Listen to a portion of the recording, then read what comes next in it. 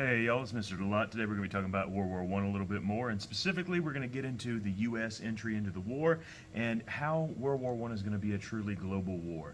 Things like total war and what governments are going to be doing to actually fight the war and get support for the war from the public and that sort of thing. Now, the good thing about most of this is that you learned it in American history, or at least most of you did, right? So a lot of this is going to be recaps, so I'm going to go through it relatively quickly. But here we go. So we have to be able to talk about why the United States joins into World War I on the side of the Allies, right? And there's several reasons that the U.S. was just kind of always leaning towards the Allies in the first place. You know, we have this trade relationship with almost every major power in Europe, right? Germany, Britain, France, we're trading with all of them. But what else is going on under the surface, right? Why do we side with Britain and France instead of Germany? And there's essentially three key reasons here. But in the background, we kind of always were more friendly with Britain and France, right? There are a ton of immigrants in the United States, right? And they come from, you know, Britain, France, Germany, Ireland, and especially by the time we get to World War I, there's a ton of people coming from Eastern Europe, from Asia, things like that. And so there's always been immigrants in the U.S. that have leaned towards helping whoever their parents' homelands or their own homeland has been. For example, German immigrants, which were a huge group by 1914. But that said, there were other key reasons that the U.S. wanted to support the Allies, right? And because of some of these things, even by the end of the war, even German immigrants and actual Germans born in Germany, you know, who had come to the United States, who might otherwise wanted to support Germany, they're going to start to have their opinion swayed away from the Kaiser and towards helping the Allies because of some decisions made by the German government. But anyway, the first reason we have for helping Britain and France is our economic ties, because if nothing else, trade and profit matter for alliances, and money matters for wars, right? Like, money is the thing that tends to be what wars are fought over more than anything else, as we kind of talked about before. There might be other causes, but economic reasons and to make money is a big part of it. And if we're trading more with Britain and France than we are with Germany, then we're going to lean towards helping Britain and France. And on top of that, there's the moral aspect of this, right? Remember, Woodrow Wilson's entire foreign policy at this point is called moral diplomacy, which is all about helping democracy.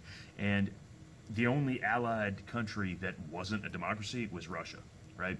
Whereas the Central Powers, you have the Austro-Hungarian Empire, the German Empire, right? The Ottoman Empire. None of them are democracies. And so Wilson is not going to want to help out the non-democratic Central Powers anyway.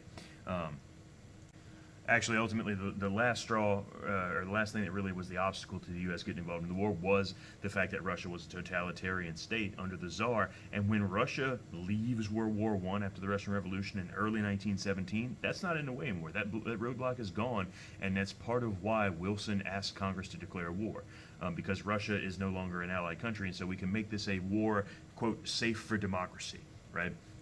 Now, that's not the most important reason. Obviously, there were some more pressing things, like, for example, the German U-boats that had been attacking Allied and neutral shipping throughout the course of the war.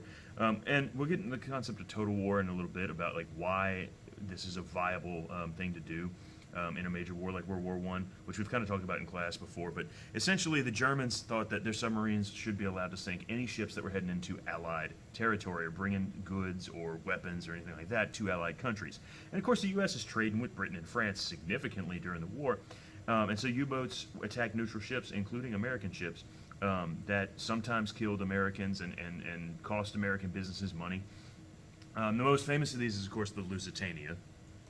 This is a major passenger liner on par with something like the Titanic. They get sunk in 1915 off the coast of Ireland, and almost 1,200 people die in total, and 128 of them are American citizens. And again, we've talked about this concept of not allowing other countries to kill American citizens without some sort of retribution. And so Wilson actually goes on like the international stage and is talking about the German U-boats essentially being a war crime, and he eventually negotiates something called the Sussex Pledge from Germany after they sink another major ship called the Sussex, where the Germans promise not to sink neutral ships without warning anymore, right? They still do it. It's just that they're going to show up. Their U-boat's going to surface. They're going to, basically the gist of it is that they're going to give you a chance to surrender and get in the lifeboats before they blow up your ship, right?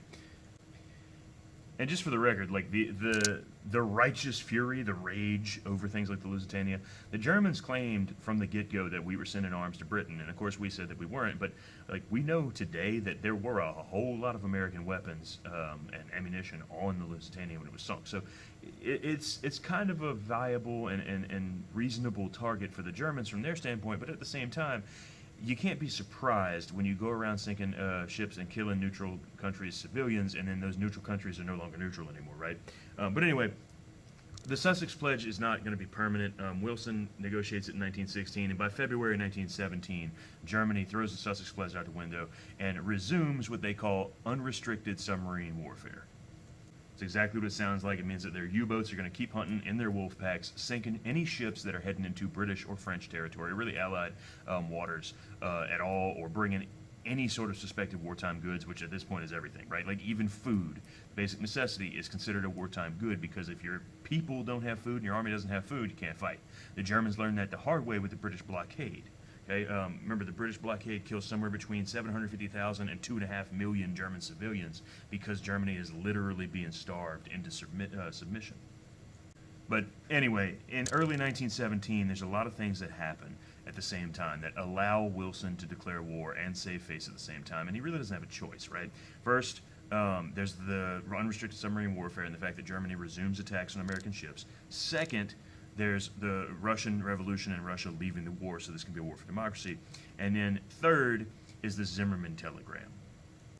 Now, the Zimmermann telegram is really like the smoking gun, like the thing that gives Wilson essentially no choice but to declare war on Germany. This is the last straw for the United States because the British intercepted this telegram from Germany's minister to Mexico, a guy named Zimmermann, where basically the Kaiser told Mexico that if they invaded the United States, Germany would make sure Mexico regained all of the land that they had lost back in the Mexican-American War 60, 70 years earlier.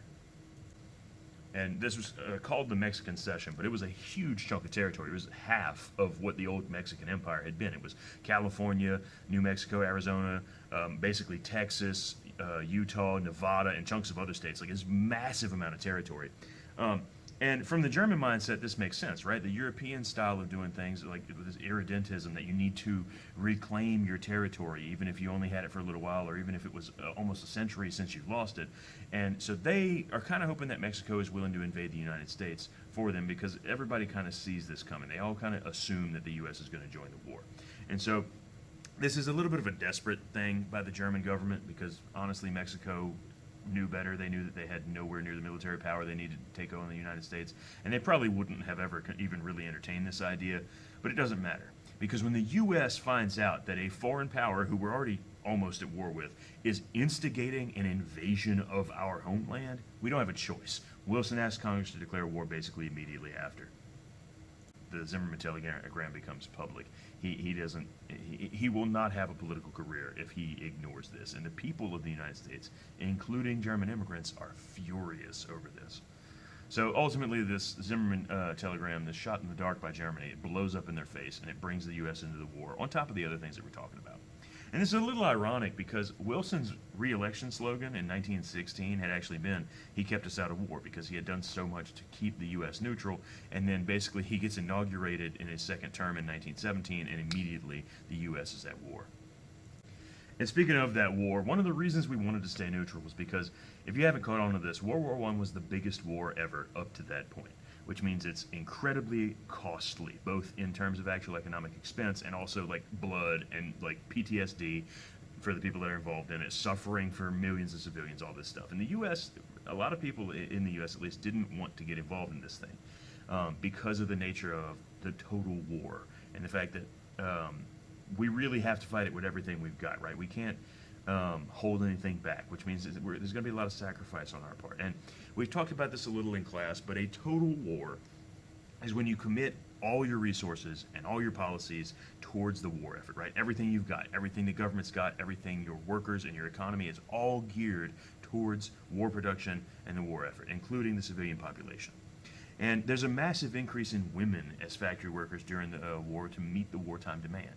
Not as much as World War II, but still a significant amount. A few million American women that go to work in the factories and or clothes industries and things like that, so that they can supply our military. Because if they don't, frankly, we won't have the manpower to get anything done and actually fight the war. This is not something that's just unique to the United States. Across Europe, there's a ton of women that go to work in the factories and everything. And then European countries also bring in immigrant work and workers from the colonies, because basically anything that they can do to meet their manpower requirements, both in the trenches and in the factories, they're going to do. There's immigrant workers from China, for example, in Britain, France, and Russia. There's Indian troops in the trenches, right? Like any sort of labor source or military force that they can bring in, they're going to utilize. And there's also new government administrations that handle things like wartime production, like the U.S. had the War Production Board. Rationing is a big thing. Conservation of resources is huge, because if you save enough food and metal and things like that to give more resources to the military, then you have a better chance of winning, right? And governments are going to take a bigger role in the economy. Obviously, they have things like rationing too, but they have price controls, they have censorship of the press, including in the United States. They have propaganda for pretty much everything. Really, propaganda for anything from trying to convince people to sign up and join the military, people trying to convince people to work harder in the factories, trying to convince people to stop talking about where troop movements are going to be, convincing people to grow their own food or save resources or save metal or whatever it is, right?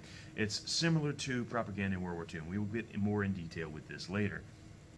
But essentially, because of the nature of total war, governments control every aspect of the economy to make sure it's geared towards the war effort, and they control pretty much all of the information. Like the U.S. had the War Information Board, which controlled propaganda and also controlled free speech. Like one example of limiting freedom of speech is Schenck versus the United States, where essentially the Supreme Court ruled that you could limit freedom of speech, regardless of the Bill of Rights, if that free speech presented what was called a clear and present danger to the country. And in this case, clear and present danger is hampering the war effort in any way, because if we don't give it everything we got, then we lose.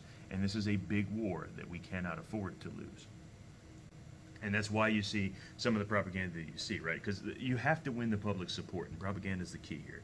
Governments would spread skewed information about their enemies, information about themselves that wasn't always true, recruitment campaigns that were massive demonization of enemy troops, trying to get people to buy war bonds and liberty loans and things like that.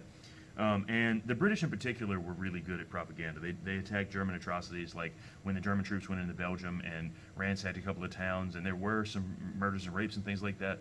And what happened was not necessarily out of bounds compared to what other countries and other armies were doing at the time. I'm not saying it was good, but the Germans didn't do anything insanely evil compared to what Britain and France were doing. Not like what Germany does in World War II. But the British take that and they put the spin on it, right? They turn it into a propaganda victory, where they call this the rape of Belgium, to villainize Germany to the rest of the world. And particularly in the U.S., this is one of the first things that starts to turn public opinion against Germany and make this a moral victory for Britain and the Allies. Now, there's the downside to this propaganda, because a lot of it, when you start demonizing an entire country's population, it leads to racism. It leads to things like nativism against immigrants in the U.S., hatred across international borders, and lasting enmity in some of these countries. Not just because they fought and killed each other for years, but because the people have been more or less indoctrinated into thinking that all the Germans are barbarians that are going to show up into town and burn everything down and rape all the women and kill all the men, right? And there will be some lasting problems from that, both after World War I and after World War II. But anyway, moving right along into how World War I is truly a world war. There's more countries involved in this war, in the Great War, and more places involved than ever before. Like, there hasn't been this far-reaching of a war since the 7 Years' War back in the middle of the 1700s, when every continent except Antarctica is involved. Every ocean sees fighting between these great powers. And essentially every European country gets involved. There's a couple that stay neutral, but they don't matter too much, so we won't focus on them. But basically, all of Europe is embroiled in the conflict. There's colonies from Africa, Asia, and the Pacific, so the conflict spreads worldwide. And there's significant theaters of World War I in North Africa and the Middle East as well. Although most of the fighting happens in the trenches in France and Belgium and on the Eastern Front in Russia, there is a lot of fighting around the rest of the Mediterranean and in East Africa. as well as a few like epic anecdotes from things like the chase of the Emden around, like the British Navy chases this German cruiser around like the entirety of the world essentially before they catch it. But anyway, like we've talked about, by the first couple of weeks of the war, essentially every country that wants to get involved is going to join the war, with only a couple of additions coming later, like Italy and the United States.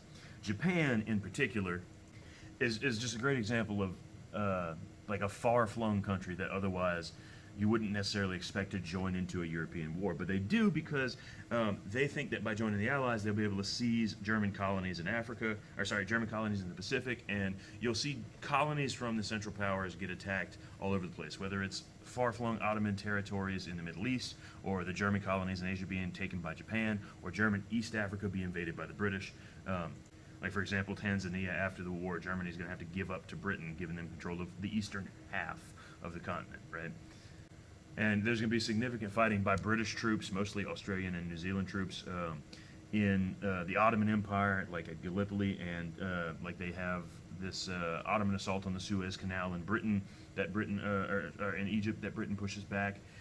They attempt to invade the Ottoman Empire at Gallipoli, where it's basically just this deadly early version of essentially the Normandy landing that goes really badly for the Anzacs, the Australian and New Zealand troops.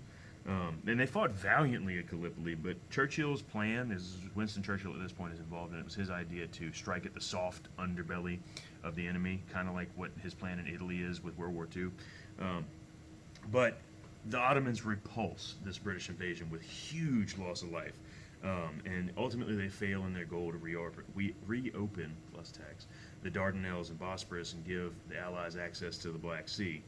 And once the attack fails, Churchill's actually going to have to leave politics for a couple of years. Anyway, more successfully in the Ottoman Empire, there's the Arab Revolt. And the Arabs don't want to be ruled by the Ottoman Turks anymore, and so they fought with the Allies, and the Allies egged them on significantly to try to break off from Ottoman rule, these valuable regions in the Middle East, not just for oil, but for trade and other things. And the guy who leads the Arab Revolt from the Allied side is T.E. Lawrence, who gains fame later as Lawrence of Arabia. If you've seen the movie, Peter O'Toole is amazing in it, but it's not 100% historically accurate, but like that's kind of the whole thing, is that Lawrence of Arabia becomes one of the great heroes of the war because he has some success. And remember, this is a stalemate where even if you win a small victory, you're usually lauded as like some almost demigod, like we saw with Hindenburg in Germany, right? But anyway, just to go on with our discussion of how they bring in help from all over their colonies, European countries bring in anybody they can. For example, they had the Arabs fighting for the British. They had over 2 million Indian troops ultimately participate in some way in World War I. There's 90,000 Gurkhas from Nepal that come in and fight. There's a couple million African troops that fight between Britain and France. France brings in 100,000 soldiers from Indochina, right? And most of these colonial troops participated in the hope that they'd be given some sort of autonomy or maybe even outright independence after the war as a thank you for helping fight the biggest war that's ever happened, which makes sense. But most calls for independence were ignored outright, and even with the Arabs, the British had directly promised them independence from the Ottomans, and they get turned into, or most of the Arab territory gets turned into the British and French mandate system after the war, which is going to be a whole slew of other problems that we'll talk about. But anyway, our last thing for today, real quick, we're going to talk about women in the war, at least a little bit. And again, we've talked about women being in the factories to help with the war effort. And because of the huge numbers of women working in the factories, women's lives are going to end up changing significantly because they're more involved in the workforce, sure, but also because they're so much more prominent in like society in Britain and France and the United States, with millions of women working in factories and thousands more serving as nurses, ambulance drivers, switchboard operators, etc. on the front lines, that you can't really go back to the status quo before the war where women are treated as essentially second-class citizens. For example, not having any representation or the right to vote, right? And actually, after the war, women's participation leads directly to women's suffrage in Britain and the United States and a few other countries as well. And really quick, I do want to give you a more specific example of this because there were some countries that allowed women to fight in combat roles, like Russia particularly, but also Bulgaria, Romania, and Serbia had female soldiers. And probably the most famous female soldier of World War I is a Russian named Maria Boskareva, who led an all-female battalion called the Battalion of Death. And we're going to go through what she did relatively quickly. There's a lot more to say in her story if you're interested. There's I think a Lanyap video on Moodle, and there's plenty of other stuff you can look up on your own time. But basically, she ends up being given personal permission by Tsar Nicholas II to lead troops in battle, even though she's a woman, because she saved 50 different soldiers in one battle, and she gets awarded with like all these honors and everything, and she gets wounded repeatedly. Like, she gets shot in the arm, she gets shot in the leg, she gets hit in the back and paralyzed for months before she finally recovers. And each time she recovers from one of her wounds, she gets given command of more men. Right, the first time she gets the commission from the Tsar, she's given command of 11 different men. Okay, small group, but still female officer. Then she comes back and she's in charge of 70 men. Then a battalion of 2,000 women that she forms up, and she says she's going to shame the Russian men into again supporting the war effort, because by this point, the February Revolution has happened, and like the people of Russia have turned against the government, have turned against the war, and then she gets wounded again as a unit fought harder than almost any of the male units that hadn't mutinied yet. And she was planning, in this last time she got wounded, to reform a unit to fight for the White Russians against the communists in the Russian Civil War. But then she gets captured by the Bolsheviks from hospital, escapes, and starts working to convince the U.S. and Britain to get involved and intervene to come fight the communists and everything. She has a meeting with Woodrow Wilson and George V, where she gives speeches against communism and speeches in favor of Russian nationalism and all this stuff. And eventually, while she's trying to drum up support for her unit, she gets caught again by the Bolsheviks when she gets tortured and interrogated for 4 months to try and find out more information for the communists to fight the war. And eventually she gets executed by the Soviet Union in 1920.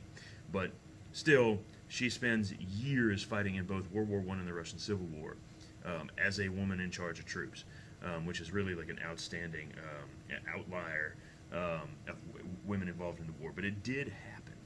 Anyway, that's just a quick case study, but we will pick up more with like the end of the war, Paris Peace Conference, Treaty of Versailles, and all that in class. I'll see y'all next time.